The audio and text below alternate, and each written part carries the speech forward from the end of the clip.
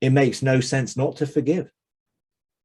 Because unforgiveness, someone said it's like poison, drinking poison and expecting someone else to die. And all unforgiveness does is tie you to the event and the person who did something. And you're dragging that around with you like a heavy weight and burden, which is why unforgiveness is such a hard thing, which can have effects, it's toxic to the body and the soul. And people it's like dragging, they used to put prisoners with a ball and chain around their feet, didn't they? So they couldn't run very far or run very fast and escape. And unforgiveness is like that. It's dragging around such a heavy weight. Mike, I wanted to ask you a question because you've experienced the love of the Father in that. And I hear people, Christians especially, all the time say, I love you. I love you. And what does love actually mean when you look? Because love to us, typically there's like and there's love. Love is really a difference between like and love is, I think love is an intense feeling towards something, whether I love my dog or I love my house. And we're supposed to be loved like God. And Mike, you could look, there are people that I probably do not like in life that I've met for some reasons at times. And I don't know if I love them. I don't wish them any harm. But I know with Christian, with what we're supposed to believe, and I'm supposed to look with the eyes of love towards everyone. And I'm baffled by that sometimes, thinking, something's out of whack with my life, because I don't run around. I don't even think that I love that person or I love that person. I want the best for that person. Yeah. Even a creep, but yeah. I mean, I think because love in the English language has so many different variations on it, it becomes a word which means different things in different circumstances. So obviously you have erotic love, which would be within a relationship, hopefully marriage. You have brotherly love, friendship love, which have different levels of meaning to the word. And if you're thinking of, okay, God is love, what does that mean? That's a description of him rather than what love is, in a sense of how it's expressed. But everything that love does express, mercy and grace and kindness and patience and tolerance and all the wonderful things that describe who God is, are attributes of God. Now, if we're going to try and love people the way God does in our own strength, we've just got no chance. I just don't think we've got any chance of trying to love God, which is why love the Lord your God with all your heart, all your mind, all your strength, and your neighbor of yourself is a law. It came from Leviticus. We're not under that law as an obligation and a duty. We must love God with everything, because people are like, well, I have no idea how to love God with everything. So they get confused by the term and then try and feel they failed whenever they get something wrong. Go, I can't love God as much as I could. Look at what I've done. So they mix up love with their behavior. And I think actually Jesus summed it up really quite clearly. I think, love one another as I have loved you. So as we receive love, which is unconditional, there are no conditions attached to God being God and therefore expressing love to us and all of his children. If we are able to receive that, and not everyone is, because not everyone believes, have had their mind renewed to the reality that God could possibly love them, because the church and most religions have actually told them that their behavior is not acceptable to God, so God couldn't love them. So they already don't believe God loves them, because they think it's conditional on believing in Jesus or following a religion. So most people get really stuck over the whole issue because they've not received unconditional love, because the God that they know doesn't love unconditionally, because they only know him through the religious system that they've been conditioned by. So I do believe when we truly experience we experience God and we're in his presence and we live and dwell within him, and we're conscious of him dwelling within us, because Father, Son, and Spirit are within us, then our relationship is relationship, because we're close. He's in us, we're in him. We're so close that we do experience that love, which means he forgives us unconditionally, which means he wants the best for us, that he's always bringing good out of everything in our lives, even the things we do which aren't so good. He always wants the best. He's patient, he's kind, he's good. He's always good. He's always smiling. His countenance is always fair. That's an expression of his love for us as a dad to their children. Now, if you think of your children, then it's not as difficult to love them in an unconditional way, even though you don't necessarily agree with everything they do. And God in no way agrees with everything we do when we're doing things which are contradictory to love, but it doesn't affect his love for us. Our behavior doesn't change God. Jesus didn't come to change God's mind about us. He came to change our mind about God. So he came to reveal the loving God, not the God that they had understood from the Old Testament. So Jesus came as fully God, in sense of the express image of God the Father, to demonstrate what the Father was like, and Jesus came to show them love. And even when he challenged their behaviors, which he obviously did with the religious people who were obviously rejecting him and leading people astray, he still, after all the woes, woe unto you, it's like, if you keep doing this in your own strength, following your own reasoning and understanding, it's not going to end up good for you, basically was what Jesus was saying. But he still wanted to gather them like a hen gathers her chicks. So in a sense, it's like we have this perspective of love, which is very conditioned by the religious systems. And until you really face God, experience that love, and you do feel the emotions, because God expresses his love to us emotionally, and you just know you're accepted. You know there are no conditions, and you know, just looking into the face of God, there is nothing there which is ever contradictory to love. When you experience that, that empowers you then to demonstrate that to others. But that doesn't mean you like others for what they're doing. And you might even not like their character or everything else. But empowered by God, in spite of that, I believe we can want the best for them, which ultimately would be them finding their identity in God, in Jesus, and finding the Father's love, and then loving other people. So wanting the best for someone actually is the best thing for the world, because they will then be, if they come into the reality of that relationship with God themselves and experience his love, then they will be able to pass that love on to others.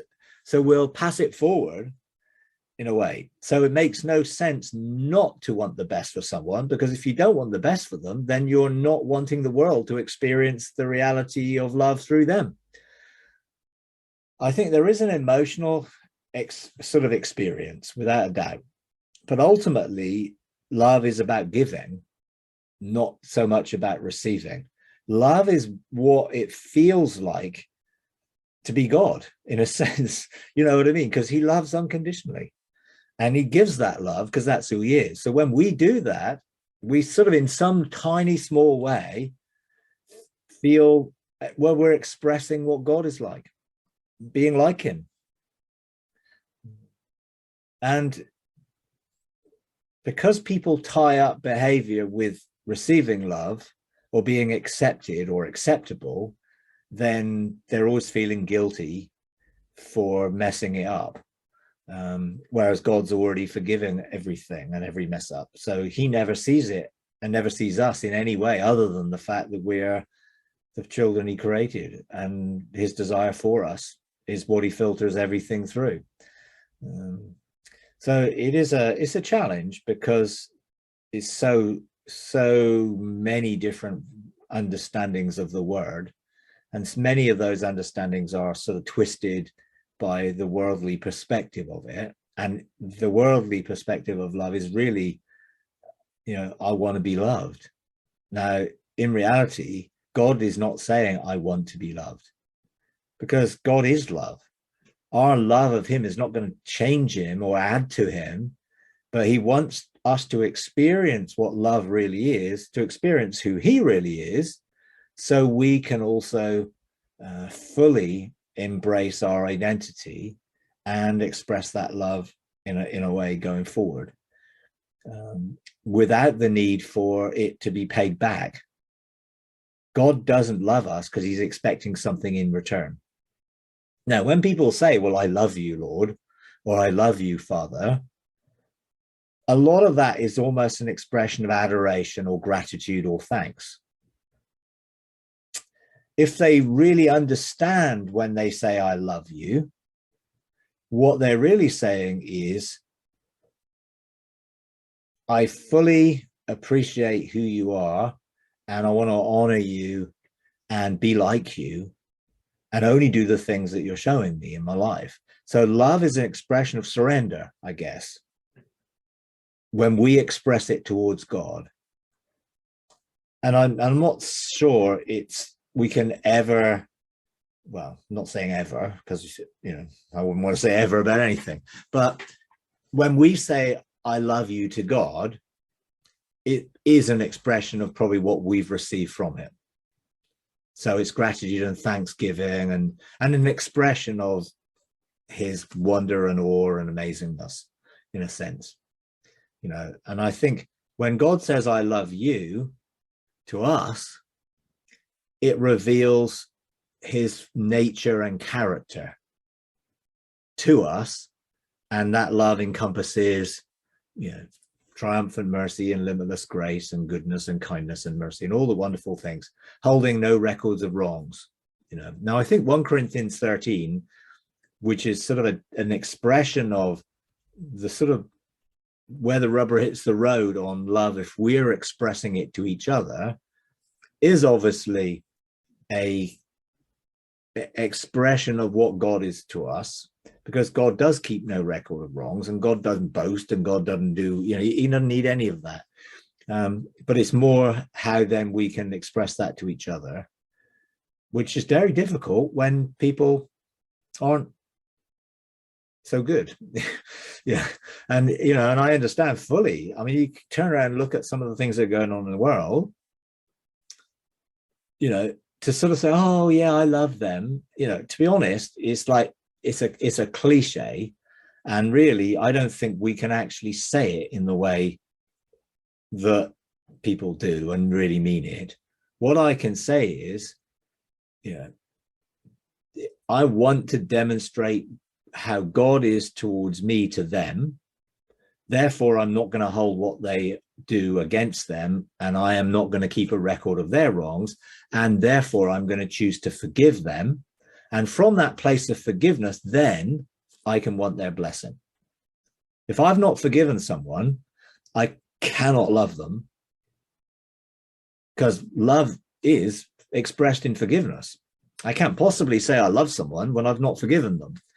And actually, forgiveness comes first in one sense, because forgiveness is expressing to someone else what I've received unconditionally. And by doing that and holding nothing against anyone, then I can genuinely say I want the best for them. But I can't say I want the best for them if I haven't forgiven them, because forgiveness is the first thing, then the rest flows out of that. But it's complicated, isn't it? People are complicated. We're complicated. One day we might be, get up out of the bed on a good side and everything seems to be great, and we're very loving towards people and very tolerant and patient. And the next day, we can get up out of bed and be quite grumpy and not quite be exactly the same, because we're sort of somewhat inconsistent sometimes, depending on circumstances and situations. But of course, it's all good for God, and he's not like that, and he's no shadow or shifting with him. He's totally consistent, faithful, dependable, reliable. But as we become more like him, then then that is something I think we would become more like. When God showed me his emotions and his attitude towards people who I would have thought were impossible to love, it shocked me initially, because I had an experience where he showed me that his love for victims and abused people and trafficked people and people who'd suffered all sorts of tragic things and abuse and trauma in their lives. He showed me what his love felt for those people. And I felt his love and care and compassion, and real deep compassion, and such a desire for those people to come into health and wholeness and fullness of who they are. And then he flipped the whole thing around and showed me exactly the same depth of emotion to those who were the traffickers, abusers, who caused the trauma and did all those terrible things. And I was like, almost, I gasped because I was shocked, really, because although I probably, if I was to logically think about it, but I never felt it that way. And that changed my whole perspective towards looking at other people and what they do. And it's like, I decided I've got no right to hold anything against anybody when God doesn't. Does that mean I like what they do? Of course not. When someone hurts someone else, I'm not going to ever like that. But I can choose to forgive them. And I can choose to want the best for them because I know the best for them is going to be the best for everyone else. That's the great thing. I think some people just think, oh, well, if you forgive them, they're just getting away with it. And to be honest, that's sort of a law-based judgmental view of stuff. We want what we think is justice, that they get their deserves, and what they deserve is negative stuff happening to them. So we want them to reap what they've sown, which is the consequence of what they've done. But mercy actually says, no, I don't want to reap what they've sown. So my wanting to bless them and be merciful to them as God is that they don't reap what they've sown, that they actually receive love and acceptance, which will transform their lives.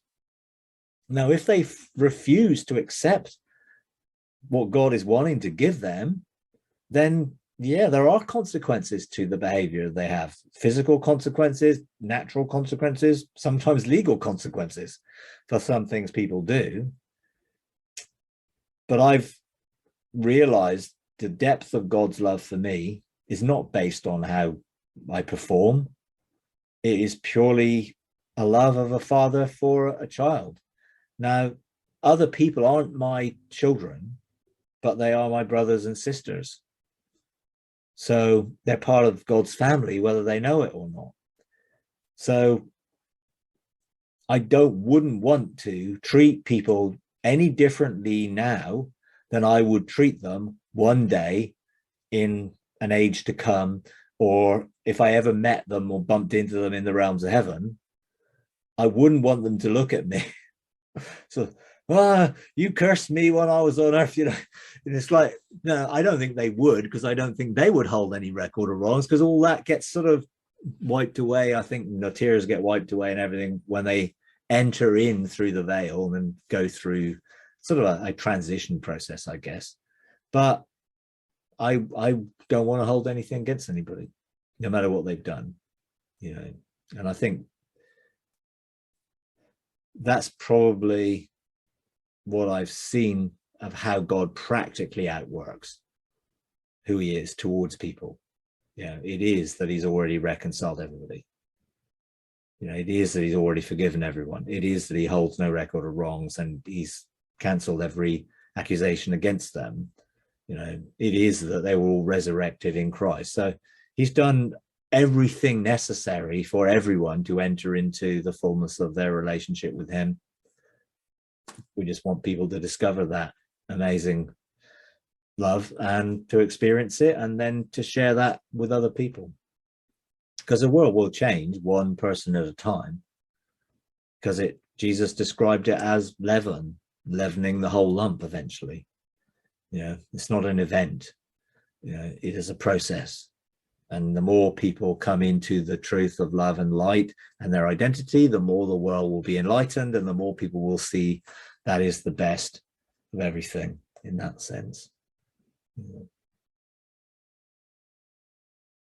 So is love, when you're looking at love, say when you look at Jeff right now or someone, Mike, is it, I want the best for Jeff? Yeah, absolutely.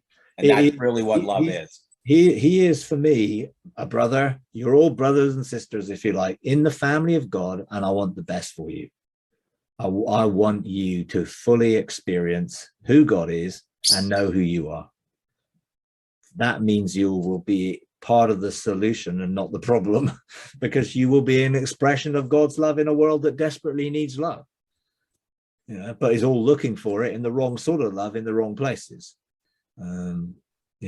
So that's how I would see it. It's not like I have intense emotions, yes, in a sense, for everyone in that, oh, I love everybody, because I don't think that's really what it's about. That's not to say that God, I feel compassion for someone sometimes when I see what they're going through, or they share their story and what's happening to them. I might feel deep compassion for them, and that would move me to want them to come into the fullness of whatever the issue is in their lives, for their healing, or for freedom, or for being set free from trauma, or whatever it might be. I'd want that for them. But no, I don't go around with sort of mushy feelings for everybody, because you can have feelings for everyone and still not love them, because you can still operate selfishly even if you do have feelings. But hence, a whole load of people who have all these amazing feelings for one another in relationships doesn't necessarily mean they don't hurt each other or do things at times which are not good to each other, even though you have all those wonderful feelings. So it isn't really so much about feelings, about choice. Love is a choice. Now, God made that choice from who he was. We make that choice out of what we've experienced of who he is. And that's why I don't think we can love unless we experience and are empowered by love. We love because he first loved us. And I think John had a sort of quite an insight into love from his position of choosing to be very intimate with Jesus and be close to his heart. And I think he felt more than probably the other disciples did. And he was able to describe that in a way that the other disciples didn't. And obviously in his writings, he expressed that a lot. And his purpose in doing that was coming from that relational perspective, whereas the other gospel writers really shared Jesus's message to the old covenant people for them to come into the new covenant relationship. And he shared very different things to them who were still in the old covenant. Whereas it's almost like John was looking into our day and was describing, or Jesus was describing through him, what it's like to be in the Father and the Father in us, and what it's like to be one, and what it's like to follow the way, the truth, and the life, or enter through the door, or all of those amazing things, or experience the resurrection of the life. And, none of the other gospel writers actually shared the story that Jesus breathed the Holy Spirit into them. None of them shared that, interestingly. You would have thought that would have been an amazing thing to share, but they didn't. So why? I don't know. Well, maybe it just wasn't, in a sense, what who they were talking to and the context that they were talking to them. Maybe that wasn't the point, whereas for John, he was describing this relationship with the Spirit. I mean, Jesus talked about the fountain of the Spirit being in people, rivers of living water. That's not mentioned in the other gospel writers at all. So, which is more based, I think, on focusing on, look, this old system is coming to an end. All the things you've been taught, all the religious stuff you've been following, you need to leave it all and come and follow me. John was describing what it's like to follow him and being in a relationship with him. Whereas I think Jesus is describing, don't get lost and die in this old mindset and belief system. Follow me into a new one. And then I think it would be, okay, now you go and read John and you'll find out what it's all about, because really he was very much in his audience in Matthew, Mark, and Luke were very much people still in the old covenant and still following a religious system, and him trying to help them out of that system and not end up in being effectively killed when Jerusalem was destroyed. You know, that's really what he was basically trying to get over to them. Look, you know, when you see armies coming, run. Don't hesitate, run, because if you get trapped in Jerusalem, basically you're going to die. That's pretty much what he was trying to say. And you're going to end up in Gehenna, you know, thrown into the rubbish dump, which really was figuratively outside of the covenant. That's really what he was saying. You know, we just don't, you know, in English it's very difficult to sort of know the context of the language if you're not looking at it covenantally. But I think the Gospels are very different because the audience is very different and their experience was very different. But ultimately, John was describing what it would be like for everyone who would come to a realization of what Jesus did. You know? So really, if I went into and I listened to traditional Christianity, they typically say they see another human who could be possibly the enemy being used by, they are outside of love, just with even that thought. Yeah. Would that be correct? Because they'd want to see the best otherwise. Absolutely. Because I don't see anyone as an enemy. And God doesn't see anyone as an enemy. That's our mindset, which has been twisted by what the Old Testament says, or what people said about God in the Old Testament, which wasn't true. The only enemies that God has are, you know, if you look at it from the enemies that he's put under his feet, are lost identity and death. You know, they weren't people. They were things that stopped people entering into the fullness of their identity. And, you know, that's what it said. He's put his enemies under his feet. He wasn't talking about putting people under his feet and crushing them, which is what the religious people would think he was talking about or doing. He wasn't. He was basically saying, you know, and what did he do? Take back the keys of death and Hades. So he freed people from the bondage and being stuck in death. So that was really what Jesus was looking at. And they are still people's enemies. Lost identity and death are still people's enemies. And if they don't know the abundant life that comes in relationship with Jesus, then they're subject to that. Living in lost identity, which is, you know, such a less than kind of life, you know, and living with the fear of death. Yeah. So, you know, those are really those things which are contradictory to love, you could say are the enemies of God. But they're not people or things, you know, in a sense of beings. They are sort of concepts, I guess. Are you including spiritual beings with that, Mike, too? Yeah, God. I don't believe God holds, because he wants to restore them. You know, so he's not going to hold anything against them. And in fact, if you actually look at Colossians, where talking about Jesus, you know, creating everything, all things were created by him and for him and through him. And it says, and all things are reconciled through the blood of the cross, the same all things that he created. So everything Jesus created, he's already reconciled through the blood of the cross, including all the beings and angels and every other dimensional being and everything else. That would include Lucifer? Yeah, well, because he's a created being. I mean, I was talking to Chris Carter, and he was talking about, you know, that the angels so miss Lucifer because he was part of their archangels. You know, he was part of the kingdom and God's purpose for man, and chose to essentially want to follow his own path and led man into that independence.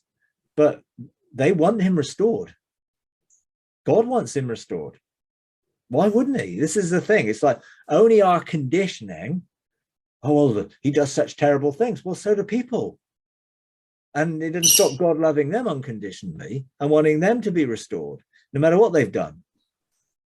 Hence, you know, I've gone into the fiery place of God's love and preached to people who no one would, in a worldly sense, would think would ever be deserving of love. You know, now I'm not sure whether they were literally the actual people, you know, or whether they were the representatives of groups of people who've done terrible things through history. But I preached to them, and and others did too. And if I remember what happened, you know, I actually was led to talk to the cloud of witnesses about their stories of unconditional love and their stories of forgiveness. And I remember hearing some amazing testimonies from them of their experiences of God's love. And some of them were, you know, like Mary Magdalene and the leper who Jesus cleansed, and the woman at the well, and people who were marginalized by society and whatever. And, you know, they just told me how amazing it was that Jesus accepted them. You know, it was just amazing. And then I heard other people's testimonies of being forgiven and healed from the terrible wounds that they'd received during their lives.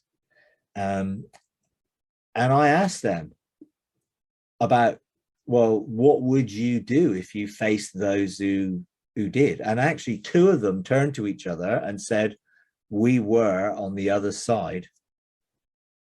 So one had treated someone totally badly, and the other one had been abused. And actually, they were now standing side by side, and they had totally forgiven one another. And, you know, and so I asked them, well, would you come and testify that in the fire to those who really struggle, feeling guilty and condemned, and just don't feel that they could ever be forgiven? And loads of them came and they testified. Some of them even testified to some of the people who were still stuck there because they hadn't received the forgiveness that was on offer. You know, it was such an amazing sight. I mean, I was weeping. You know, but I was able to preach to people like, you know, Stalin and Hitler and people like that. Whether they were the literal ones, I'm not sure, but they certainly were representative of the worst of the worst of the worst from human perspective. But they're all children of God from God's perspective, and Jesus died for all of them from Jesus' perspective. So we just have to change, you know, turn away from that religious mindset, which really comes from a wrong view of God, and it's very much old covenant, and look at it from God holds no record of wrongs. Love holds no record of wrongs. So why does religion so focus on sin all the time? Because effectively it controls people. If they have to perform to certain behavioral standards to be accepted, then it controls them to perform at those standards. You know, I have such a struggle to come to terms when people say, oh, there's no consequences of my behavior here on earth, and God will love me anyway, and, you know, I can get out of the fire even if I go in there. Well, I can just do what I like then. And it's like, why would you even want to? You know, it makes no sense to me that people would be like, okay, the only reason I'm going to be good is because I'm afraid of being punished for being bad. I mean, that's just so contradictory to who we really are as children of God. And yet some people say that to me. So I said, well, so the only reason you don't do something is because you're afraid of being caught. Well, yeah. I said, well, you just don't know unconditional love. Because if you knew unconditional love, you wouldn't think that way. And you wouldn't want to do anything to spoil unconditional love and your experience of it. You know, why would you want to do anything to harm our relationship with a loving God? It makes no sense to me at all that people have that view, but a lot of evangelicals are programmed by that view. They are really living under the law of fear of being caught and punished because they still think God will punish them. So they sort of toe the line, but inside they must be in turmoil because they're not living in rest. They're not living in the assurance of God's amazing love for them and the way he thinks about them, and that they can think about themselves in that way if they just got to know him and saw in the mirror of his face. But they don't ever think they could look into the face of God because they don't feel worthy enough, because religion makes people feel unworthy. And then you got to keep doing all these religious things like penance to be worthy to be forgiven, which is totally contradictory to unconditional forgiveness. Penance is just such a terrible translation of the word metanoia, and repentance. It's such a terrible translation, which is translated by the Latin view of the need to do penance so you could be forgiven. And it's such a contradiction to the reality of God. Forgiveness becomes much easier when you understand that people are a product of their past experiences and their trauma and things like that. And a lot of them don't even know they can be free of that. So I guess then it becomes, as you understand how people function, it becomes much easier to deal with them and to forgive them and to wish the best for them. Yeah, that's one way of looking at it, and I think there's a good way of seeing it. I think once you've experienced God yourself, it's so much easier to be able to express that, because I know the things I've been forgiven for. Those that have not been wiped away from my memory, I know the things I've been forgiven for. So, Jesus said, was it Jesus who said, those who've done a lot and received a lot of forgiveness are really grateful. they really know what it is to be forgiven. And I think there's a sense where the more we really appreciate the forgiveness we've received, it is easier then to realize that people are just like us. They may have had other life experiences that may have contributed to things they've done, which may be different from us. But bottom line is, we're all capable of everything. And therefore God treats us in the same way, because he doesn't measure sin. Sin to him is lost identity. Sin to people is usually behaviors, things they do. Well, that's not the way God looks at it. God is looking at the fact that we don't know who we are. We've lost our identity as sons and are acting out a lost identity, which is potentially brokenness. And therefore we hurt each other out of our own woundedness and brokenness. Now, once you really realize that, then it makes no sense not to forgive. Because unforgiveness, someone said it's like poison, drinking poison and expecting someone else to die. And all unforgiveness does is tie you to the event and the person who did something. And you're dragging that around with you like a heavy weight and burden, which is why unforgiveness is such a hard thing, which can have effects, it's toxic to the body and the soul. And people it's like dragging, they used to put prisoners with a ball and chain around their feet, didn't they? So they couldn't run very far or run very fast and escape. And unforgiveness is like that. It's dragging around such a heavy weight. Because Jesus said, if you don't forgive, you can't be forgiven. Now, he wasn't talking about that God hasn't forgiven you. It's just basically saying, look, you won't know forgiveness if you don't give forgiveness. It is something that once you've received will be so, well, why could you do nothing else? But some people don't. They just hold on to it, and it becomes a torture to them, and they end up being toxic, and they end up being resentful and bitter and angry and depressed, because they carry around this weight of what happened to them without letting it go and letting him carry it all. Didn't he ask us to cast all our burdens onto him so he can remove them all from us? He can't remove it if we keep hold of them. And that's the issue with forgiveness. If you don't forgive from your heart, just choosing to forgive someone, and the proof of that is that you do want the best for them, then you're going to be toxic. You will be toxic in relationship, and you will have toxicity within, and your soul will be poisoned. And you won't find joy and peace in life with living in unforgiveness and treating people like enemies. And a lot of people want people to say sorry before they forgive them. And that isn't what God did for us. Jesus, when he said on the cross, Father, forgive them, none of them had said sorry.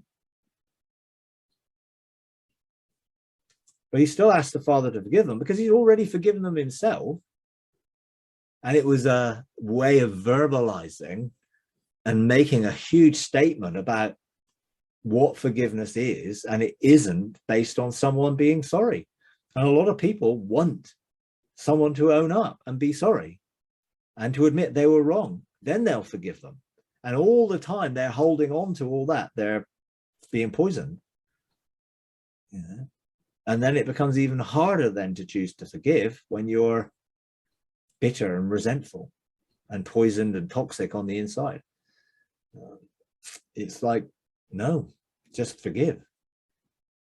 You know, I mean, Jesus tells a story, doesn't he, of the guy who basically owed I think it was like the gross national product of Israel to the sort of the master, and couldn't obviously pay it back, and the master forgave him, and then the guy wouldn't forgive a person who owed him one day's wage. You know, and he was like, how could you not forgive having received that forgiveness? Because he was bitter in his heart, and he chose to operate out of not mercy, you know, and ended up in the description of being tortured on the inside, which is really what happens. You give yourself over to those feelings of bitterness and resentment and anger, and it tortures you and poisons you. And it's and even people can be physically ill and sick and twisted, arthritis and all sorts of stuff as a result of unforgiveness. So it's such power in love and unforgiveness, which is the heart of the good news. You know, it's so wonderful that while we were in a lost state, he came and found us, you know, and made us alive together with him. He didn't wait for us to sort of get to the point where, oh, okay, you know, maybe I need to make amends here and, you know, try and put it all right and all this stuff. No, he found us at our worst, lost, alienated, you know, and reconciled us. That's one part of it. But I was listening to the guy who spoke about Amit Goswami, where he talks about the reality of the quantum world. He's really talking about the spiritual realms, right? In one sense, it depends on what context. The ether, the expanse, the quantum realm can be the realm of where creativity takes place and light and energy is, and where we can draw from that, which keeps this realm going effectively. But it's obviously a non-seen, non-local realm. So you could say spiritual realm, but it doesn't necessarily mean the same thing as being in the presence of God. Okay. You know, but the fact that he says that we can manifest reality from the spiritual realms to, he calls non-local realms, into the physical realms. And that's exactly what Jesus said. If you believe if you believe something in prayer, it can manifest itself, or you can tell, you know, the mountain to go into. He's talking, we can manifest reality and happiness the same way, right? yes, but not independently of God, because then you're going to try and manifest something which is not aligned to the heart of God. If you don't know the heart of God, Jesus only did what he saw the Father doing. So he had a heart-to-heart relationship with the Father. Therefore, everything that he did was a manifestation of that. If you were to try and teach it as a protocol that you can manifest something you want, well, what if you want to manifest something that will hurt somebody else? That's not good. That's not the heart of God. So ultimately, although the principles are there of observation and consciousness choosing reality, we don't want to see it independently of relationship with God, because people will start choosing all sorts of realities which are not good. Hence they keep choosing realities which aren't good, which are aligned to the tree of the knowledge of good and evil. So we really want people to be able to say, I can choose that which is in alignment with God's heart. And why would I want to choose anything else? But some people will catch on to these things, like the power of positive thinking. That was a big one.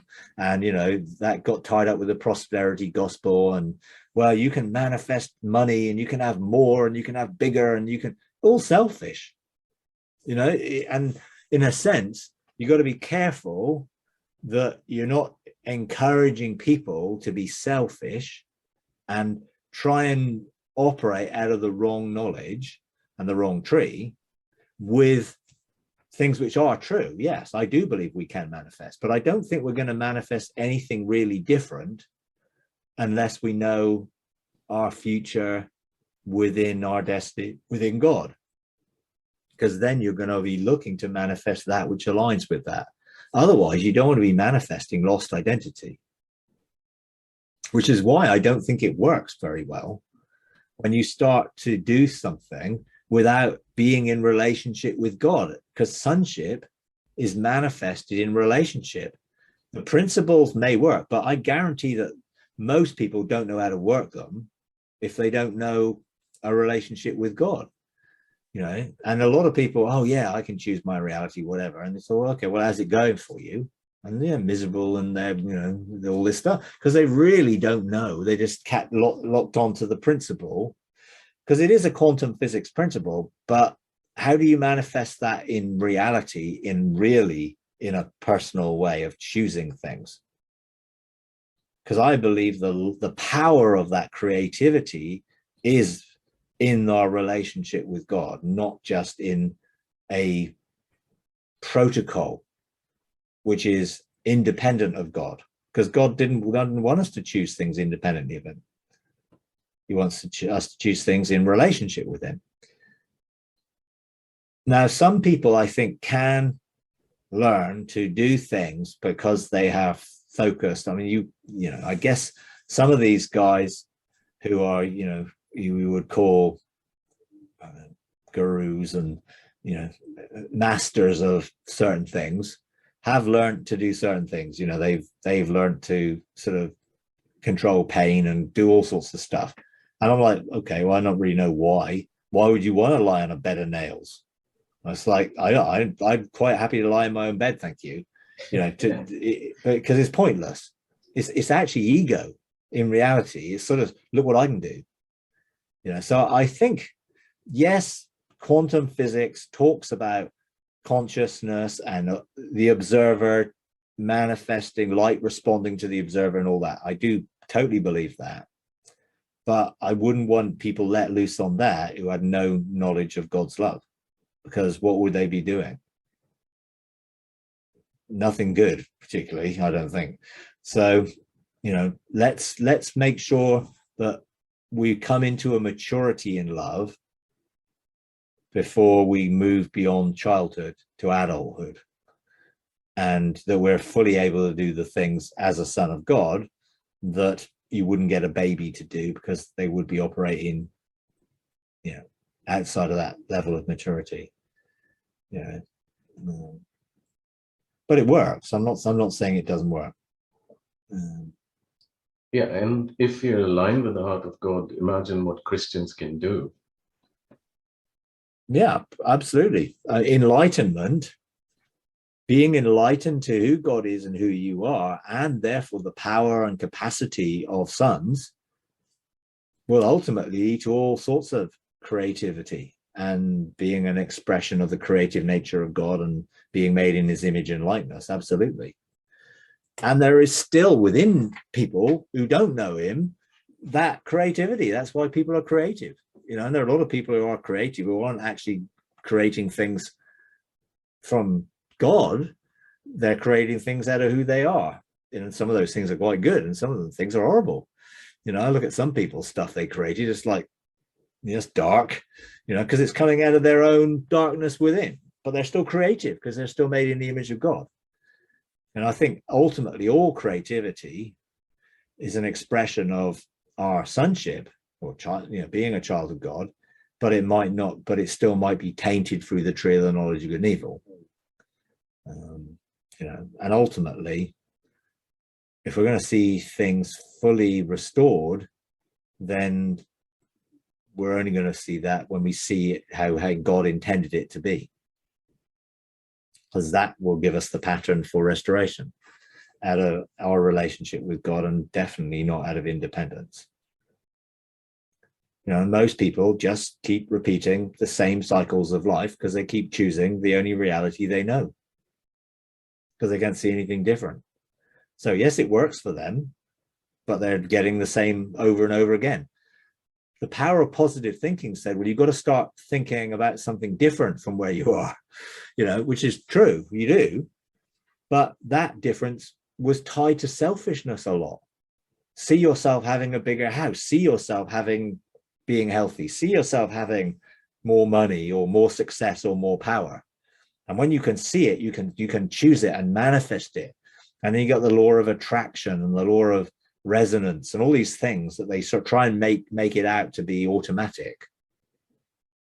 And there's a degree where positive thinking can help, but ultimately your positive thinking might be different than my positive thinking.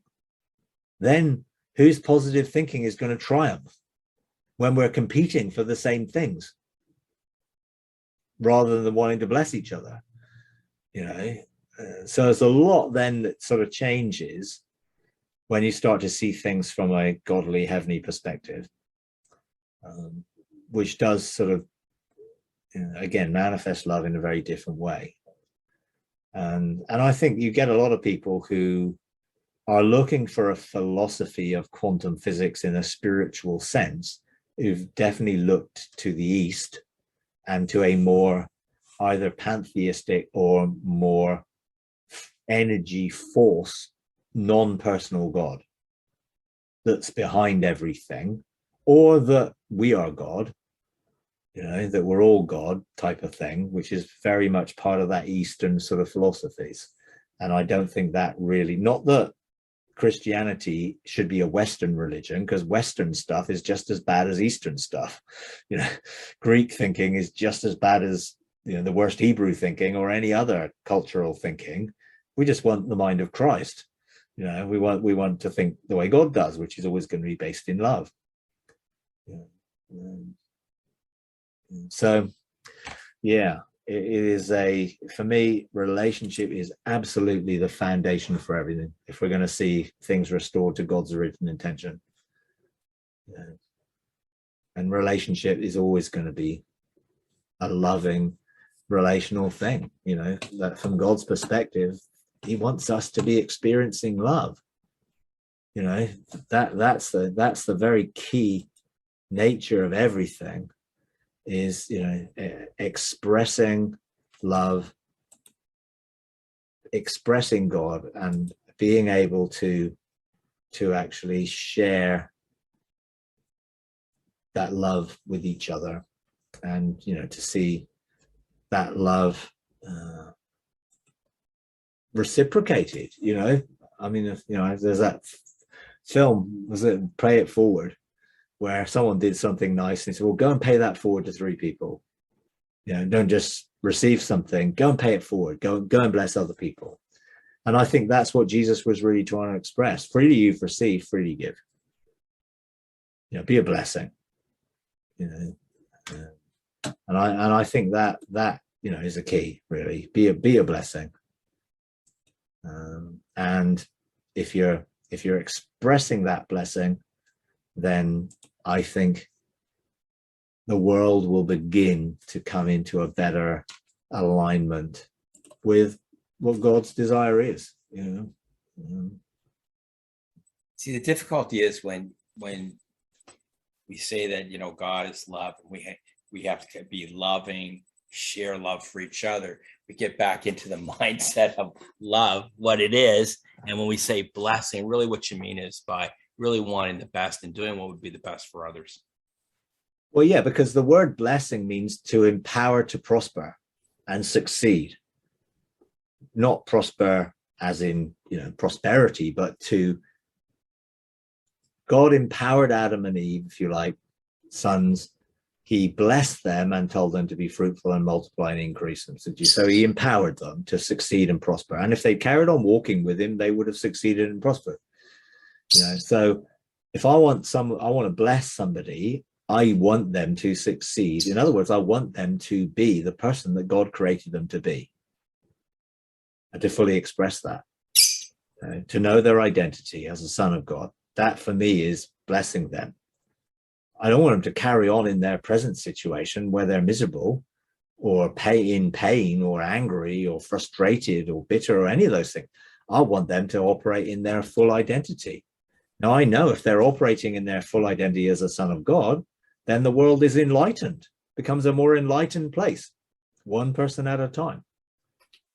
Which is why I wouldn't treat anyone as enemies, because I want them to be friends.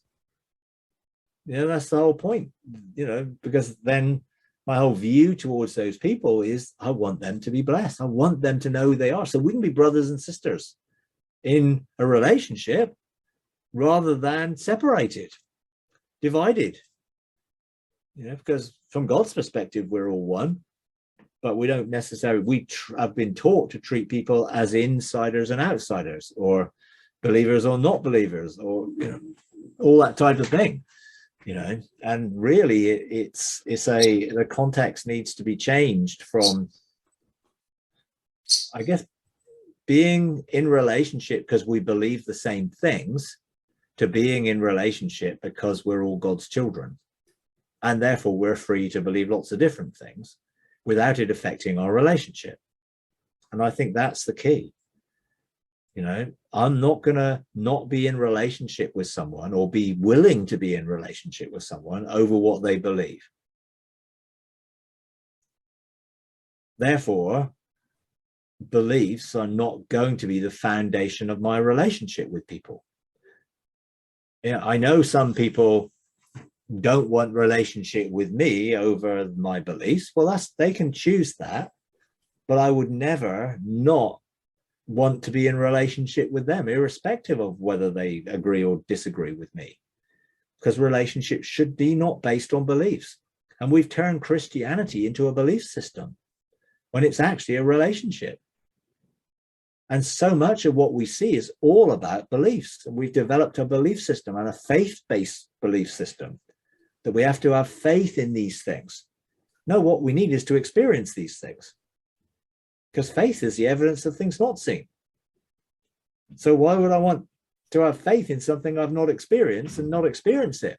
I want to experience it. I want the reality of that experience. And that is relationship.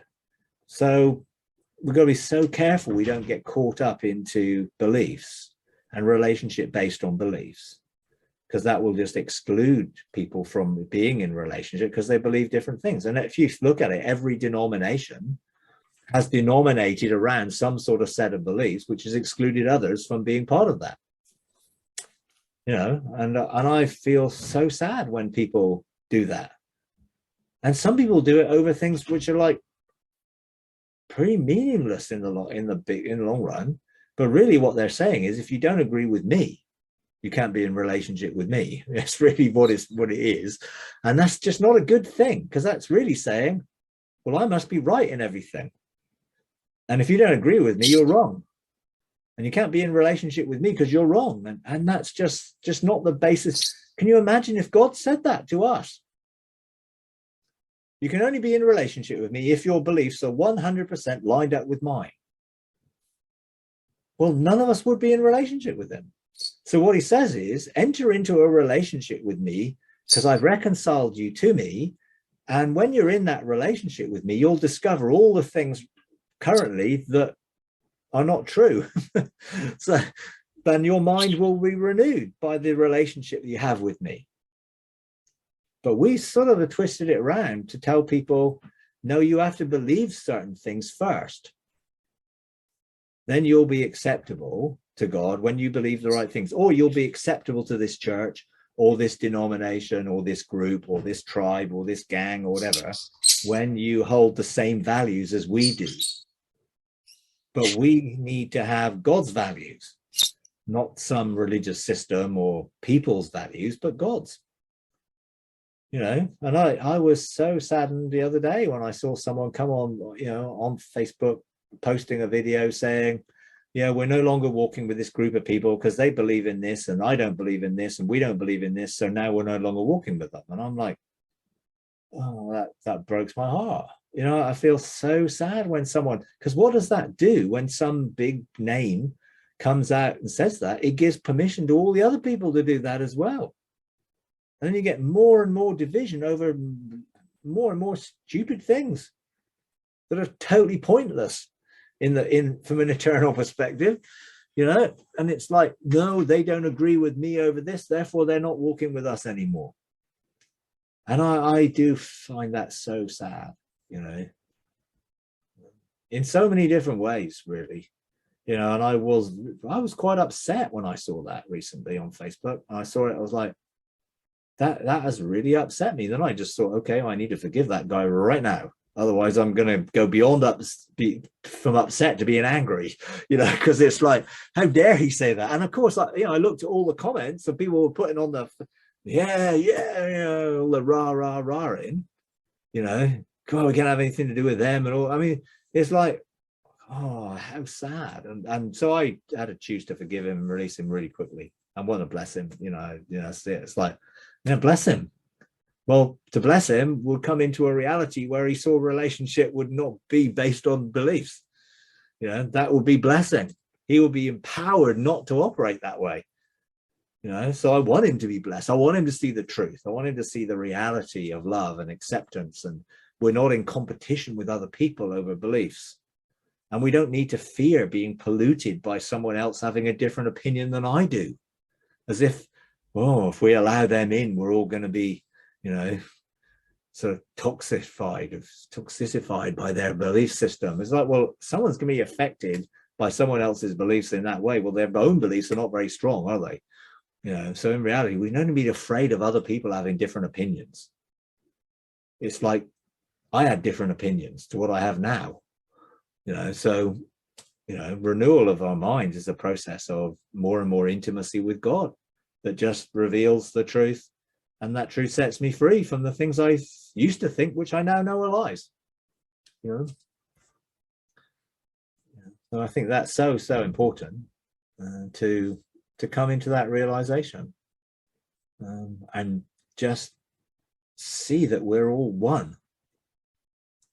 You know, and what that really means and what it doesn't mean, which means we all believe the same thing. Because there will be no one if we all believe this, if we try and believe the same things, because we don't. But it's okay. Eventually, we may all believe the same things once we've all had the same level of enlightenment and experience of God. And eventually, maybe there'll be a point where he's renewed our minds. And they've all been renewed to whatever they were intended in the first place for us to have experience of. But until then, I'm just going to lightly hold to what I know and what I've experienced and be open for whatever future experiences he might want me to have, but will change and renew my mind some more.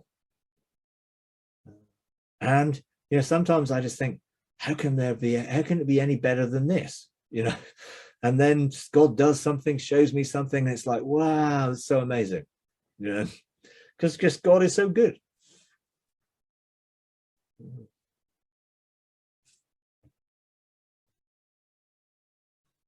All right. Okay. All right. Okay. Well, I'm going to leave it there. So have a good rest of your day. Enjoy. I guess you're having some sunshine and stuff there now. Nice and warm. Looks like it's going to rain here. Oh, is it? Okay. It's overcast. Yeah. But we've had a few days that were nice. You know, it's funny though, when you talk and I'm listening to you, Mike, and I'm going, yeah, okay. And then all of a sudden you'll use a word like blessing. And right away I go back into the old thing, blessing. Well, give now to bless. That was what we did now at church and that. And it brings you right, and I'm right back into the wrong mindset again. And it's interesting because like words are so programmed in us to mean something. They are, and it is quite difficult to overcome, like repentance. So many people they use that word because they're programmed to use that word in association with being forgiven and confession and all that sort of stuff. and they just don't realize that that word has got absolutely nothing to do with what the original word meant, but they're programmed in it. And so many people we need to repent. Well, yeah, absolutely. We need our mind changed to agree with God. Yes, we do. But they're really saying, well, I need to be sorry enough here. I'm really expressing my sorrow for what we've done and what I've done. And then God might deign to forgive me if I'm sorry enough. And for some, they need to be extremely sorry.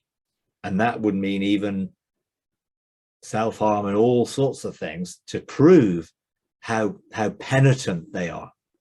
Because it's about penance, which is what? Earning forgiveness, isn't it? Literally. Well, you can't earn forgiveness. It's free. But they try.